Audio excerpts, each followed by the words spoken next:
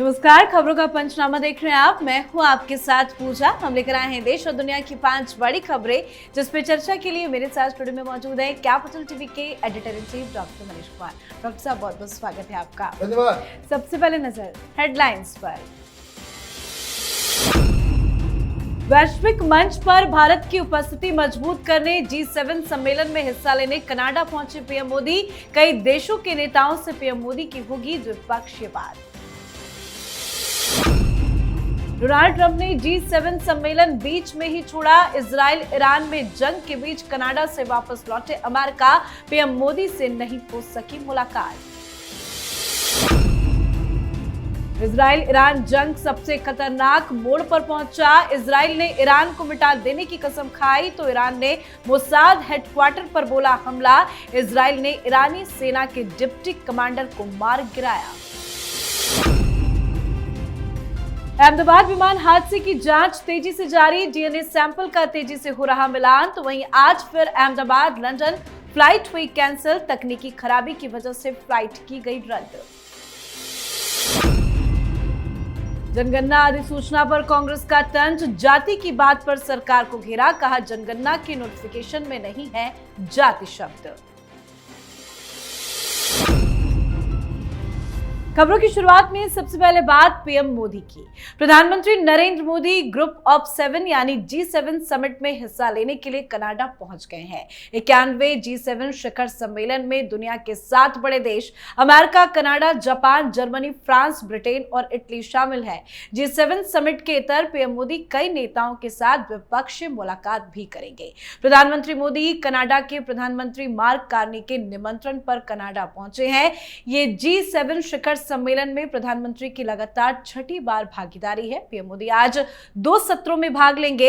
एक outreach session है और दूसरे सत्र में वो कई द्विपक्षीय बैठकों में अन्य विश्व नेताओं से संवाद भी करेंगे। उनकी चर्चा का एक प्रमुख फोकस ऊर्जा सुरक्षा, तकनीकी सहयोग और वैश्विक आर्थिक सहयोग पर रहेगी। क्या अंतर्राष्ट्रीय मंच से मोदी संदेश दे सकते हैं? देखिए, प्रधानमंत्री मोदी ऑपरेशन सिंदूर के बाद किसी भी इस तरह का के फोरम में शरीक हो रहे हैं और जिस हिसाब से कनाडा में उनका स्वागत किया गया, लगातार विरोध के बावजूद कई सारे लोग वहां आवाज़ उठा रहे थे कि कनाडा के साथ हिंदुस्तान का रिश्ता खराब हुआ है, क्यों इनवाइट किया जा रहा है। लेकिन इसके बावजूद हिंदुस्तान एक ऐसी शक्ति बनकर उभरा है कि किसी भी ग्लोबल फोरम के ऊपर हिंदुस्तान को इग्नोर नहीं किया जा सकता और इसलिए प्रधानमंत्री मोदी वहां मौजूद हैं। एक जो इंडियन डायस्पोरा है वो बहुत अच्छे तरीके से स्वागत करने जुटा हुआ है, लेकिन खबरें ये भी आ रही है ये पाकिस्तान के पालतू, ये खालिस्तानी, ये वहां पे विरोध करने का एक तमाशा जरूर कर रहे हैं।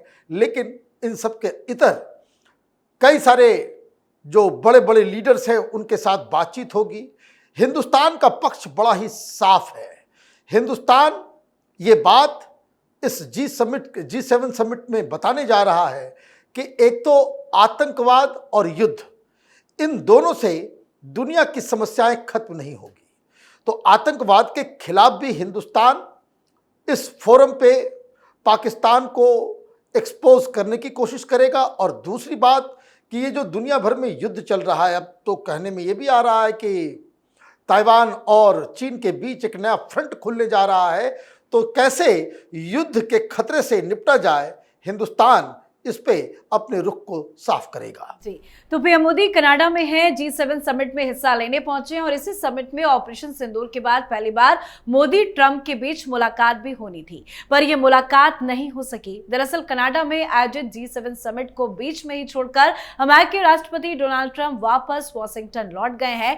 ट्रंप ने कनाडा से लौटते हुए अपने बयान में कहा कि पब्लिसिटी चाहने वाले फ्रांस के राष्ट्रपति मैक्रो ने गलती से कहा कि मैं कनाडा से G7 शिखर सम्मेलन छोड़कर वापस वाशिंगटन जा रहा हूं ताकि इजराइल और ईरान के बीच सीजफायर पर काम कर सकूं। ये गलत है।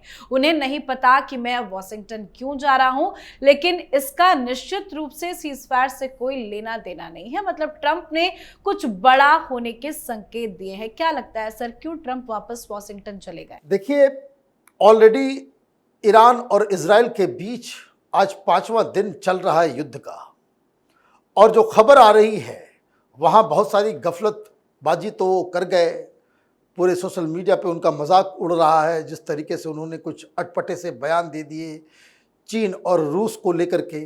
तो खैर जो जानकारी आ रही है कि वो इसलिए वॉशिंगटन रश उन्होंने किया कोई सीज फायर करवाने के लिए नहीं, बल्कि सिचुएशन रूम के अंदर वो मौजूद रहें।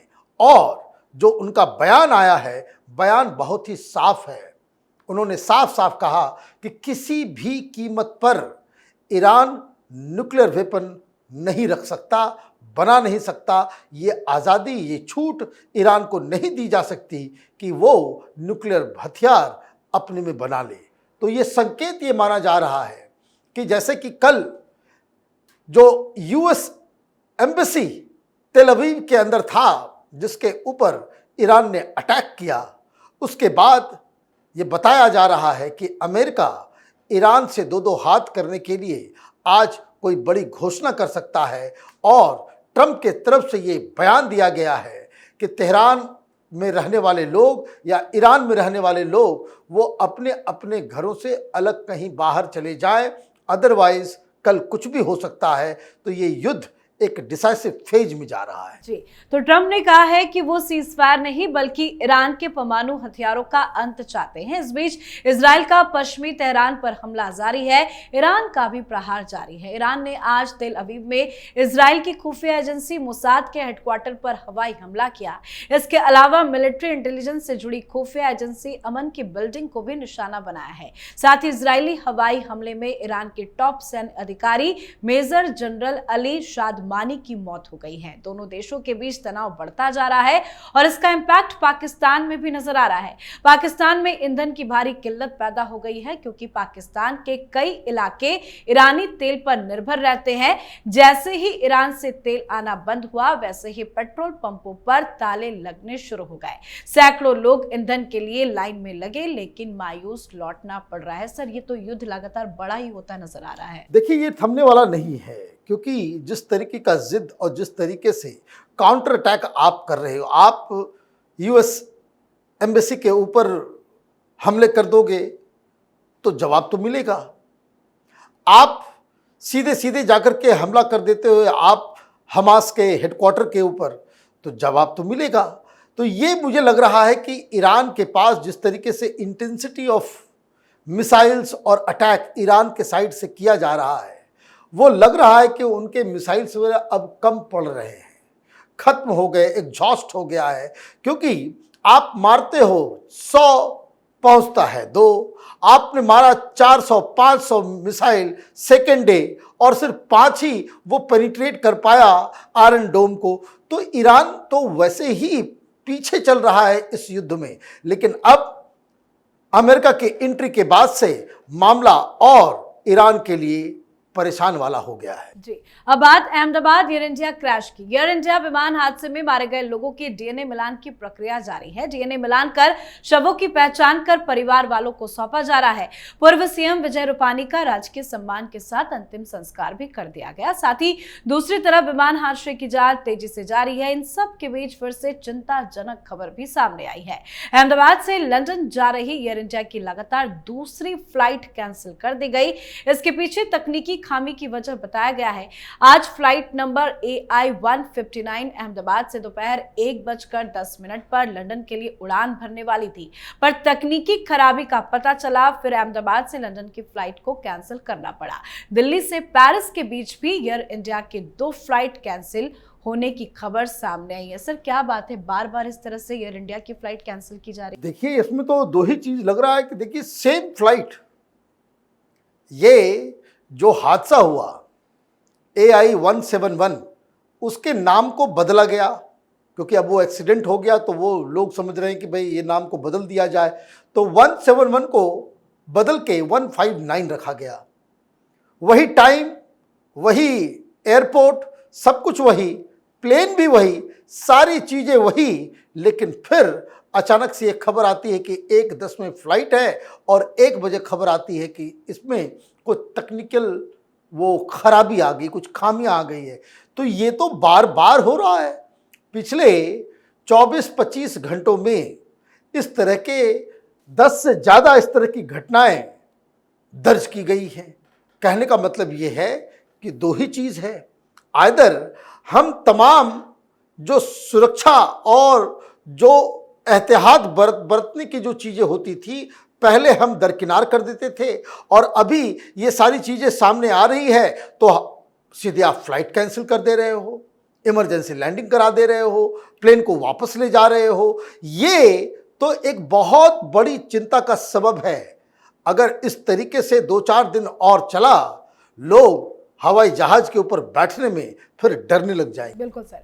अब बात आज की आखिरी खबर की। जनगणना की अधिसूचना को लेकर कांग्रेस पार्टी ने केंद्र सरकार पर निशाना साधा है। कांग्रेस ने दावा किया है कि जनगणना को लेकर जो अधिसूचना जारी की गई है वो खोदा पहाड़ निकली चुहिया जैसी है। इसमें जाति जनगणना को लेकर भी कोई उल्लेख नहीं किया गया है। पार्टी महासचिव जयराम रमेश ने कहा कि 16वीं जनगणना में तेलंगाना मॉडल अपनाते हुए केवल जातियों की गिनती ही नहीं बल्कि जातिवार सामाजिक और आर्थिक स्थिति से जुड़ी विस्तृत जानकारी भी जुटानी चाहिए। कांग्रेस ने यह भी कहा कि असलियत यह है कि कांग्रेस की लगातार मांग और दबाव के चलते ही प्रधानमंत्री को जातिगत गणना के साथ जनगणना कराने के मसले पर झुकना पड़ा है। क्या दिक्कत है अब कांग्रेस पार्टी की? देखिए, कितना आप जो बात कहते हो, 2 सेंटेंस में कोई तारतम्य नहीं है। आपके 2 बयान एक दूसरे के कंट्राडिक्टरी हैं। आप पहले कह रहे हो जो नोटिफिकेशन आया उसमें जाति शब्द नहीं है, ये खोदा पहाड़ निकली चुहिया है, मतलब जाति जनगणना का कोई मूड सरकार का नहीं है। और सांस लेने के बाद जो अगला सेंटेंस आप बोल रहे हो, ये कह रहे हो कि जाति जनगणना जो सरकार करा रही है वो राहुल गांधी के पराक्रम की वजह से, कांग्रेस पार्टी के दबाव की वजह से। तो पहले ये तय कर लो कि जाति जनगणना हो रहा है नहीं हो रहा है, क्रेडिट भी लेना है, उल्टी पुल्टी बातें भी कहनी है। ये तब मनोदशा इस तरह की उत्पन्न होती है जब आपके हाथ से आपका हथियार कोई छीन के भाग जाता है। कांग्रेस पार्टी 2029 का चुनाव इसी कास्ट सेंसस के ऊपर आधारित करके वो अपना कैंपेन चलाने की कोशिश में थी। प्रधानमंत्री मोदी ने ऑपरेशन सिंदूर के दौरान इसकी घोषणा करके इसको कहते मुद्दा विहीन कर दिया है कांग्रेस पार्टी को, और इसलिए राहुल बाबा सीन से गायब हो गए। जी, बहुत बहुत धन्यवाद सर बातचीत के लिए। धन्यवाद। तो खबरों का पंचनामा में आज के लिए फिलहाल इतना ही। देश विदेश की बाकी खबरों और उनके सटीक एनालिसिस के लिए देखते रहिए कैपिटल टीवी। हमें लाइक कीजिए, शेयर कीजिए और कैपिटल टीवी को सब्सक्राइब कीजिए। नमस्कार।